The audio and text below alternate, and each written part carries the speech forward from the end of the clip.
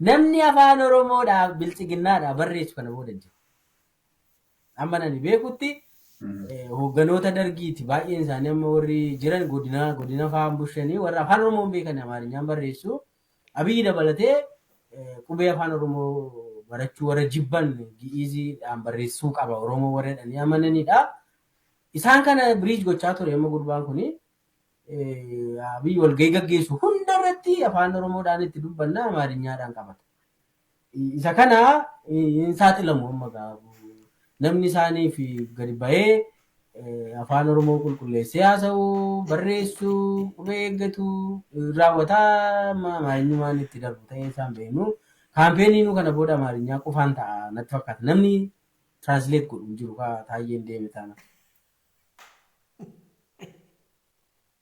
Milkeessaan mucaa Amaaraa Kililii Yeshixilaa jedhan san nii fi Geetaachoo Raddaa wayita lolaa wayyaaniidhaaf piropokaandaa godhu san በእውነት አብይ አህመድ ልክ ሄሊኮፕተሩ ባህር ዳር እንዳሳረፈ ሞተሩ ሳይቀዘቅዝ ቁልፉን አንስቶ እንዲበር አደረግነው። ለምን? በፈንጅ ስላጠርነ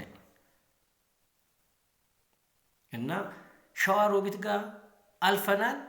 በቃ በ24 ሰዓት ውስጥ ቤተ መንግስት እንገባለን። ኑሌ ምንጣፌ ዲማን እንጅሩ ከአማ ኩኖ ዋን አካ ኢሊሊ ቀብዱሳን አፍኔ ከቢጫ ቀብዱሳን ነየል እንጅረን ጌታቸው ረዳሙ ጊዜ ሰማል ጀዴ አብይ አህመድ ኤርዶጋን አያድነው፣ ሳዳም ሁሴን አያድነው፣ ፑቲን አያድነው።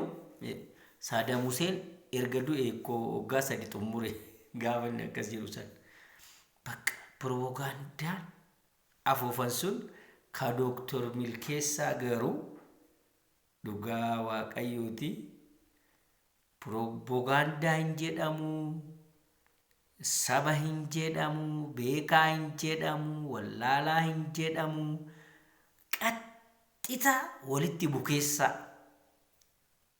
ሀርጬ ቀመዲ፣ ሀርጬ ገርቡ፣ ሀርጬ ጤፊ፣ ሀርጬ በቆሎ እና ብይት መቀኒ ቡኬሱ ከቲ ቡኬስ ዱጋ ዶክተር ለማ ማል ጀዴ ዶክተር ሚልኬሳኒ በርሲሳ ቱሬ ዋኤ ሲያሳ ሂምቤኩ ዋኤ ዲሞክራሲ ሂምቤኩ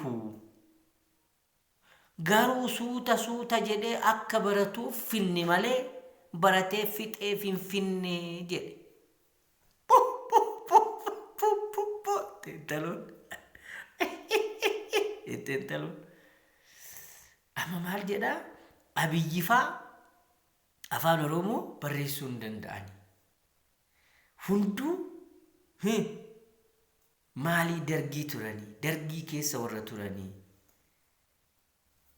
ወያኔን ወጋሜ ቀውልች ወያኔን ወጋ ሶዶም ዲደሚ ቶርባ ኦልሞስት ወጋ ለማ ነሚቺ ኃይለማርያም ቡልቼ ወጋሜ ቀተ ወልቲ ወጋ ሶዶም ዘየር አብይ ወጋሜ ቀም ወጋ 46 ሶዶሚ ለመራ 46 ሶዶሚ ለመወርድስቱ ወጋ 14